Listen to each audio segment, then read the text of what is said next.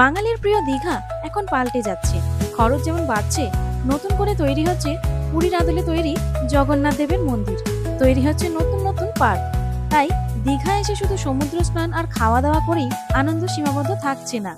দীঘা এলে অবশ্যই ঘুরে দেখুন নতুন ঢেউসাগর পার্ক, দীঘার বিজ্ঞান কেন্দ্র এবং সর্বোপরি অমরাবতী পার্ক, যার মূল আকর্ষণ রোপওয়ে এবং বোটিং। 2025-এ এগুলোতে কি কি পরিবর্তন হলো, আসুন আপনাদেরকে সবটাই ঘুরে দেখাই। নমস্কার বন্ধুরা, আমি সুদেশনা, বংস ক্লিক চ্যানেলে আপনাদের সকলকে জানাই স্বাগত।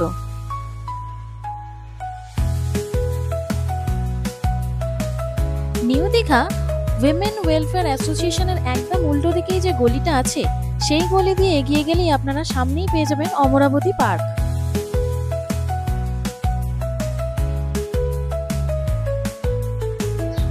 একদম পাশেই রয়েছে টিকিট কাউন্টার, এখান থেকে আমরা টিকিটটা কেটে নিয়েছিলাম।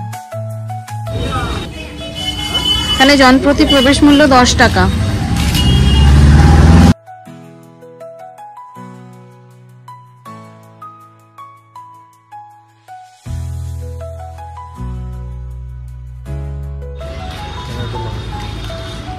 সবার প্রথমে আমরা এই দিকটা যাচ্ছি,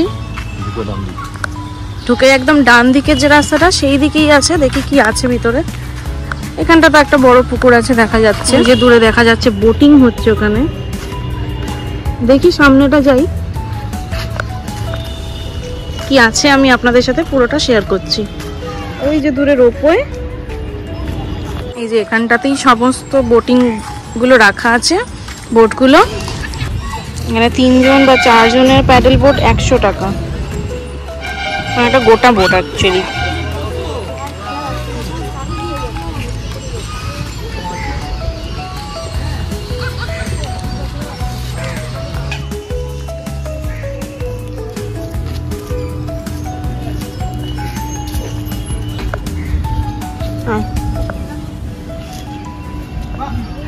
আয় আয়। অনেকেই দীঘায় আসে এক রাতের জন্যে কি 2 রাতের জন্যে, তো আশেপাশে অনেক জায়গায় যেতে চায় না, দীঘার মধ্যেই থাকতে চায়। তো দীঘার মধ্যে থাকলে যেমন ঢেউসাগর আছে, সেরকমই এই অমরাবতী সায়েন্স পার্ক আছে, অমরাবতী পার্ক, হ্যাঁ সায়েন্স পার্ক আছে, এইগুলো ঘুরে নিতেই পারেন। আবার এখন তৈরি হচ্ছে শ্রী জগন্নাথ মন্দির, সেটাও আমি আপনাদের সাথে শেয়ার করব। ওটা সম্ভবত 2025-এই খোলার কথা, কিন্তু এখনো অবধি ওপেন হয়নি। দেখা যাক পরবর্তীতে কবে ওপেন হয়, তবে আপনাদের দেখাচ্ছি। এটা অনেক পুরনো, আই থিঙ্ক ঝর্ণা টাইপের কিছু ছিল অনেকদিন আগে, বন্ধ হয়ে গেছে, একদম শুকনো, কিচ্ছু নেই। এমনি হয়তো ফটোগ্রাফির জন্য জাস্ট আছে। দেখুন রোপওয়ে যাচ্ছে, রোপের টিকিট কাউন্টারটা ওই সামনে দিকে, ওটাও আপনাদেরকে দেখাচ্ছি।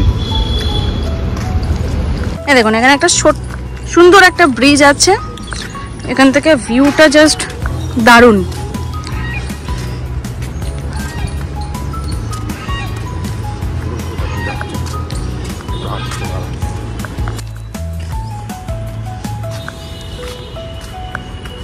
দেখি উপরটাতে এখন কি আছে একটু দেখি।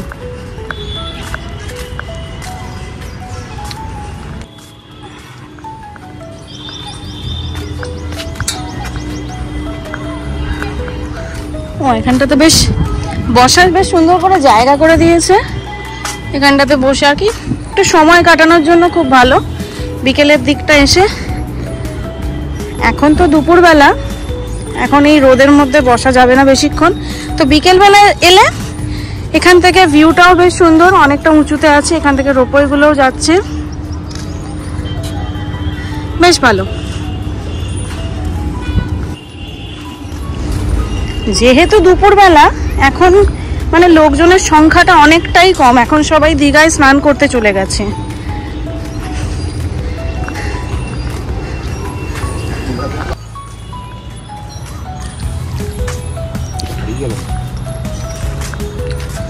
চারিদিকে বেশ ছোট ছোট করে বসার জায়গা করে দিয়েছে।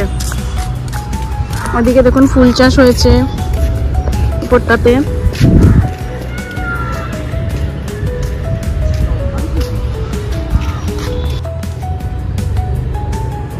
সামনে চলে এসেছি। গেটের সামনে থেকে একদম যে সোজা রাস্তা, আমরা ঠিক সেই দিকেই চলে যাচ্ছি। আর এই দেখুন, এইখানটাতেই রোপওয়ে, এখানটাতেই আপনারা রোপওয়ে পেয়ে যাবেন।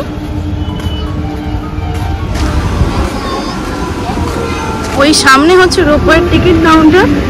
আর এই দেখুন, এখানেই লেখা আছে রোপওয়ের প্রাইস কিরম কি আছে।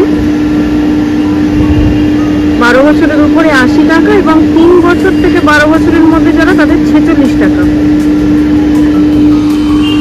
এখান থেকেই রোপওয়েগুলো ছাড়া হয় সবটা।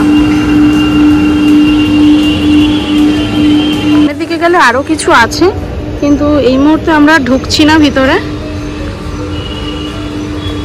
একই জিনিসপত্র আছে, এমন কিছু খুব বেশি কিছু তো নেই, জাস্ট একটা নর্মাল পার্ক, এমনি টাইম কাটানোর জন্য মোটামুটি ভালো। শুধুমাত্র এখানে মেন আকর্ষণ বলতে রোপওয়ে আর এই বোটিংটাই যা আছে।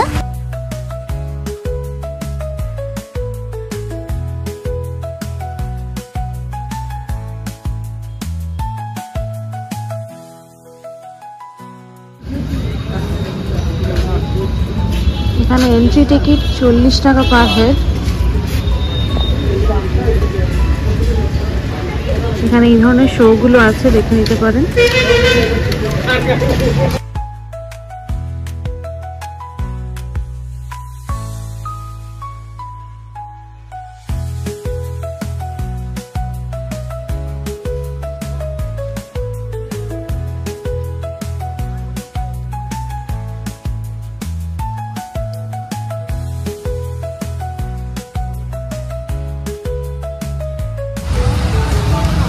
ভেতরটা বেশ অনেকটাই বড়, সুন্দর। আর এইখানেই দেখুন,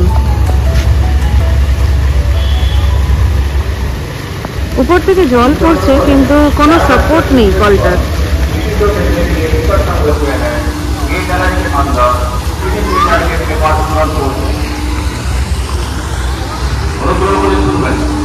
এখান থেকে এখন ভিতরে ঢুকে দেখবো যে এর ভিতরে কি কি সায়েন্সের জিনিসপত্র আছে।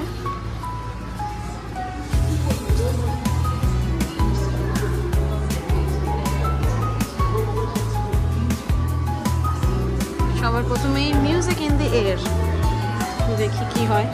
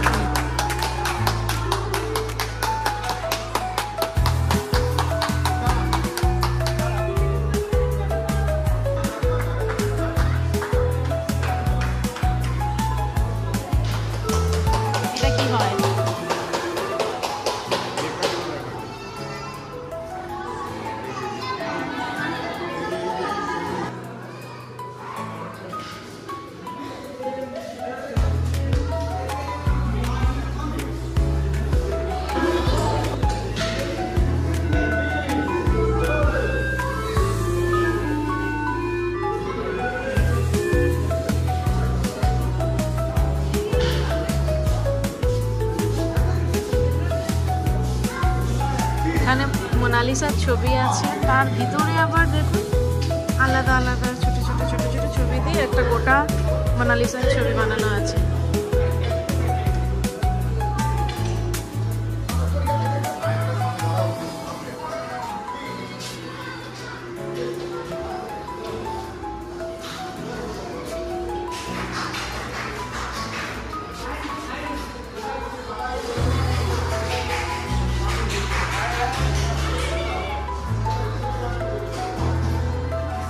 Illusions, अच्छा अच्छा।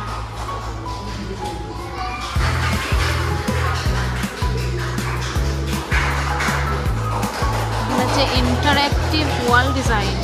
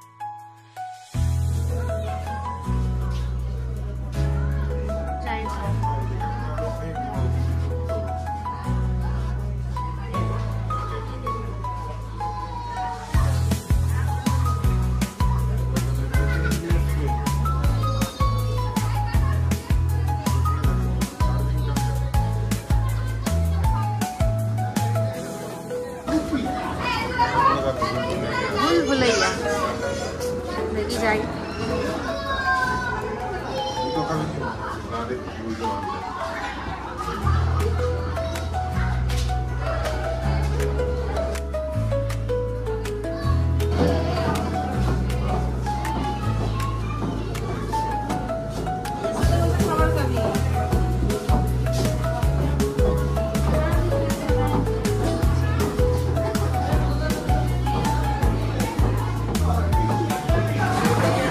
আমরা ঠিক অপোজিট সাইডে যেটা আছে লাইফ সায়েন্সের এরিয়া, সেই দিকটাতে আমরা চলে আসছি।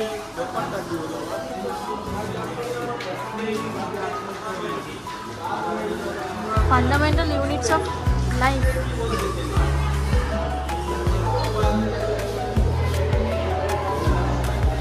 এইগুলো তো ক্রোমোজোম, কোষ পর্দা, কোষ,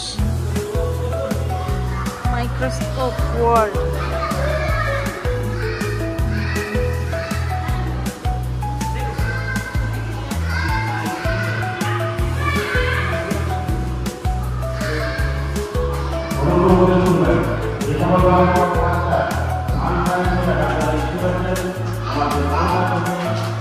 প্ল্যান্ট সেলস আছে।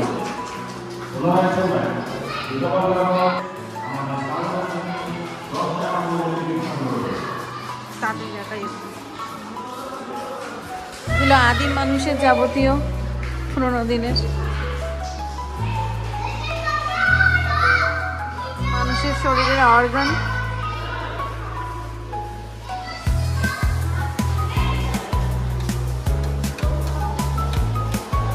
ও এটা কি দিয়েছে? কোনো কোয়েশ্চেন করেছে?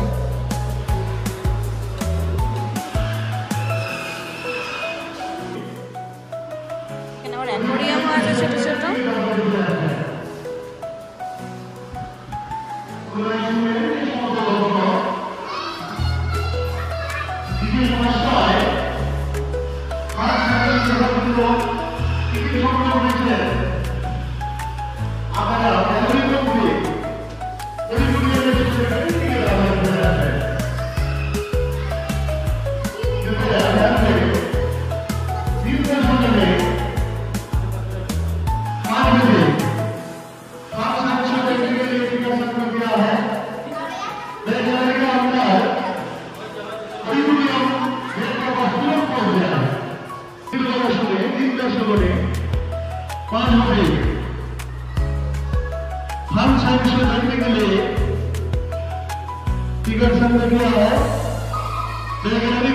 সাইডে আমরা এখন চলে এসেছি, ব্যাক সাইডেও অনেক কিছু আছে।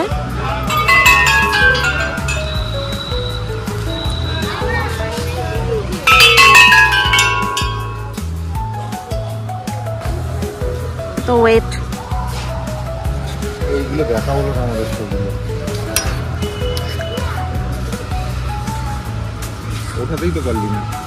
আমি ডান হাতে বাম হাতে কি করে তুলবো? তো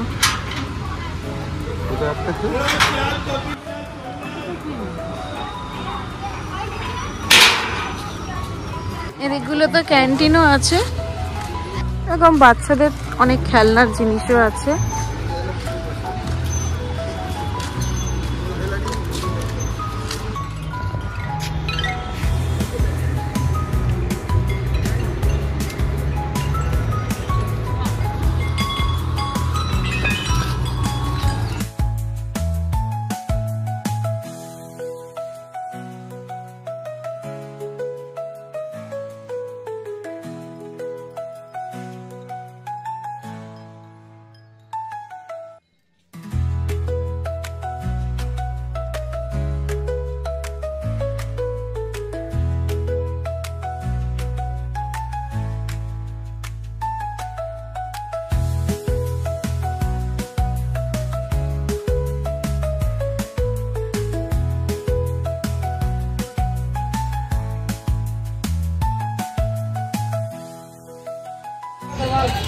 এখানে যেরকম আমরা এন্ট্রি ফি হিসেবে 40 টাকা দিয়ে টিকিট কেটেছি, সেরকম ভেতরে ঢুকলে 2 রকম শো হয় দেখলাম, সেটার জন্য আলাদা করে টিকিট কাটতে হয়। তো আমরা সেটা টিকিট কাটিনি, সেটা দেখছি না, সেটার টাইমিং আধা ঘন্টা অন্তর অন্তর দেখলাম।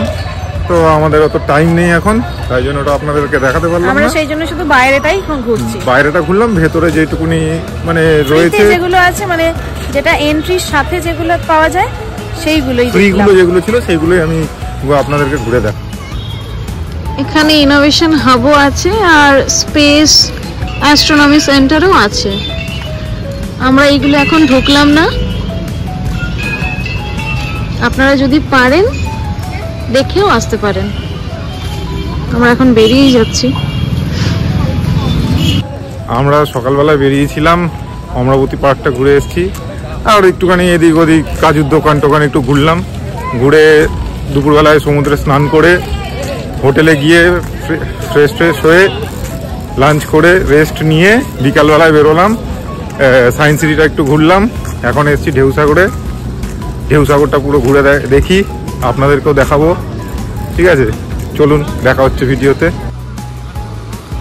আচ্ছা, এই দিক থেকে আমরা চলে এসেছি, আর এই দিকটা থেকে একদম নিউ দীঘা বিচ আছে, আর এদিকে চলে গেল আর এই দিক দিয়ে সোজা চলে গেলে পড়ে যাবে উদয়পুর।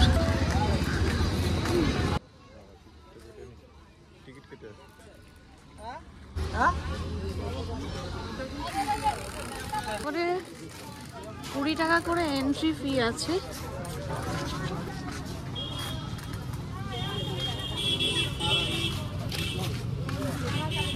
এই যে দুটো টিকিট দুজনের।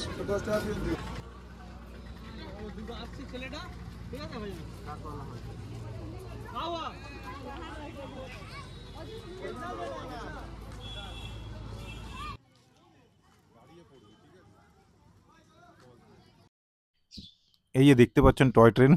এই টয় ট্রেনে করে ঢেউসাগরটা পুরো ঘুরে দেখতে আপনাদের খরচা পড়বে মাথাপিছু 10 টাকা।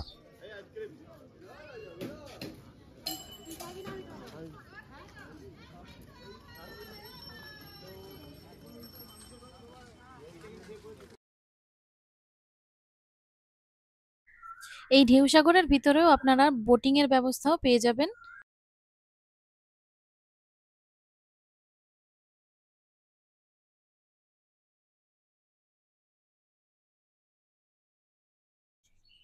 এছাড়াও এখানে ছোটদের এবং বড়দের জন্য নানা রকমের রাইডসও আছে।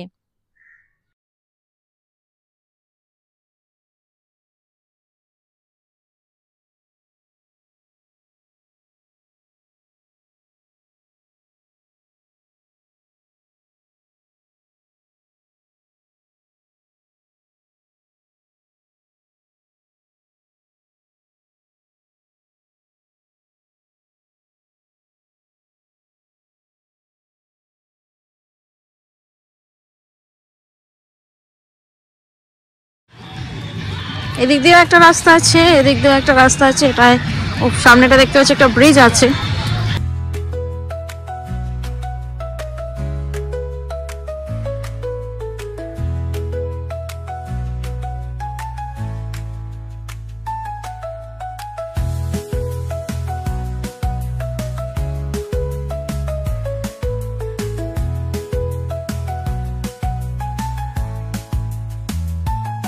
আর এই হচ্ছে দীঘার ঢেউসাগরের স্পেশাল অ্যাট্রাকশন, যেটা হচ্ছে জায়ান্ট সুইং। এর খরচ ছিল পার হেড 100 টাকা করে। দেখতে কিন্তু বেশ দারুণ লাগছিল। আপনারা পারলে ট্রাই করে নেবেন একবার।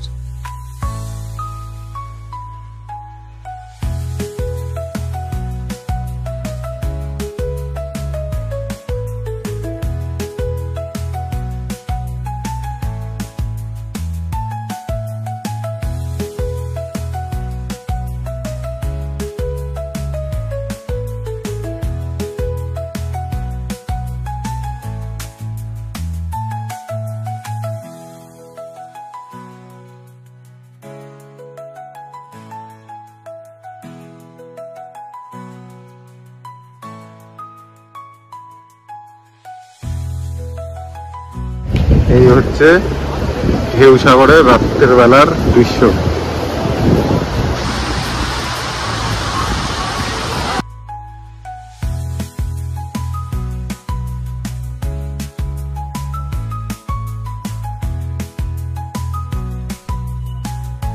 আমার এই ভিডিওটি যদি আপনাদের ভালো লেগে থাকে তাহলে ভিডিওটিকে লাইক আর কমেন্ট করে জানাবেন কেমন লাগলো। আর চ্যানেলটিকে সাবস্ক্রাইব করে দিতে ভুলবেন না। ধন্যবাদ।